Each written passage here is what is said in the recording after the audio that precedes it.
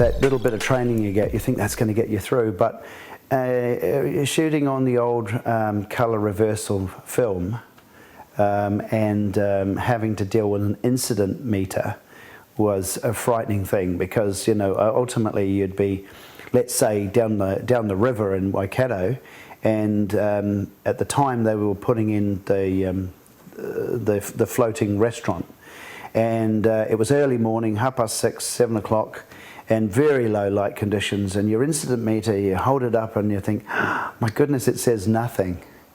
And I thought, okay, it says nothing. So you think, okay, open the iris up on the zoom and shoot what you could and pray. And I always remember doing that for at least the first couple. I used to have a shaky leg. I was so nervous in the first month or so. I get very, very nervous about exposure and whether it was in focus or everything. And you don't realise how nerve-wracking it can be when nothing is being done for you. You have to do it all. Lace your mags, lace your camera, charge your batteries, and be ready. I'd been a news cameraman for at least a year and a half at that point, so I was quite confident and cocky. And we shot down to the other side of Lake Taupo, Kinloch, where he lived, where his farm was. And the idea was to go down and actually shoot him around his farm and pontificating like Kiwi Keith did. Lovely man, a very gentle politician. And anyway, we turned up and we had a great time, chatting with him and his wife. But then, of course, when we really pushed him, he couldn't actually do anything. And it was because he had had 4 days in hospital after falling off the roof. So he had been up his ladder, he was cleaning his gutters, and so the story begins. We roll, and he goes, of course I was on my ladder, I overreached, and the next minute I was on the ground, and I landed rather hard on my testicles. So, and we thought, and because he continued, it wasn't just like, a quick kind of grab. It went on and on and on about, how he'd bruised them and, everything. It was just one out of the bag. I'd never ever thought that growing up in this country that I'd ever see coils of barbed wire in a street.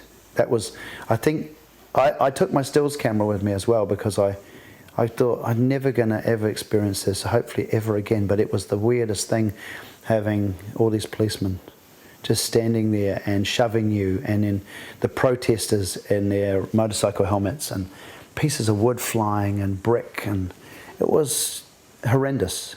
I remember retreating up a driveway, and I think I had about 60 feet left, and I'm thinking, all the time I'm thinking, where is my other mag? Where have I got more film? And then thinking, do I continue rolling on this, or is it going to get worse? And that was always the dilemma. You think, if I roll now, I've got something, but if I don't roll now and I hold off, I'm going to get something that's, is seriously better. And that was the dilemma I think we all faced at that time. We had a Mitsubishi L300, a red one and a blue one, and we always used those as the undercover vans. So if you were staking out somebody who was obviously not playing the game very well, you would you'd have your crew in the back of this van. It would be driven, and then somebody get out, and then another car would take them away, so it looked like it was just empty. And we had tinted windows, and we'd film like that. And yeah, scary stuff. If you had them come streaming out of their house and rip the door open and go, I know you're in here filming me, but that only happened a few times. I think I only got whacked in the head once on fair go. Never got knocked to the ground. I guess the one that everybody kind of remembers is the tanker crash in Manukau City, where the young girl is trapped under the tanker. That was the one that got the most money thrown at it, because it was, substantial. I mean, having a complete trailer unit and a crane to throw it on its side so the wheels all looked out at us, having flame bars around it and smoke machines, and the whole production value added to it was really great. It was the most trickiest to shoot, because of course we couldn't do that in in the street where it actually physically happened, but we had to shoot a number of things that, you know, took place in that location because of that location, because the rise in the road and the fact that the car is shunted out of the road by the truck, and then the truck jackknifes and the whole trailer goes over and all the petrol pours out. So it was a couple of locations, but it was pretty exciting. I can remember doing a drama shoot out at Muriwai, and the Aussie director said, Richard, I don't want to ask you this, but I'd really like a shot through the windscreen. And I said, okay. And he said, you know, but we've got no grips here, no gripping equipment. Do you think you could sit on the bonnet and shoot through, just hold the camera on your shoulder? And I said, well, it has some rhubards on the front. It was a really old Toyota Hilux. And so I was kind of sort of tangled myself in the front and then held the camera as still as I possibly could, and you know, we had a few bungees, and that's how you used to do it. That was the kind of things you did. We recce'd this mountain, and we got to the very pinnacle, the very moment where you could hang glide off of it. And Colin said, "What do you think?" And I said, "Well, this is where it all took place. This is this moment here." So I want to put the camera down off the peak. Okay, how are we going to do that? I said, well, I'll talk to the boys in Auckland and see what we can do. And sure enough, we got a lattice crane up there in bits, and then they put the pivot right on the edge of this rock, and then, you know, bagged it up, threw me on the front. I was a lighter in those days, of course. And then the camera and I went down below the horizon line so that I could appear with this shot that came up and revealed the top of a mountain. Not for Children came out of an idea that I had in reading an article in the New York Times. And it's kind of like a patchwork quilt of different stories, but they all interlock.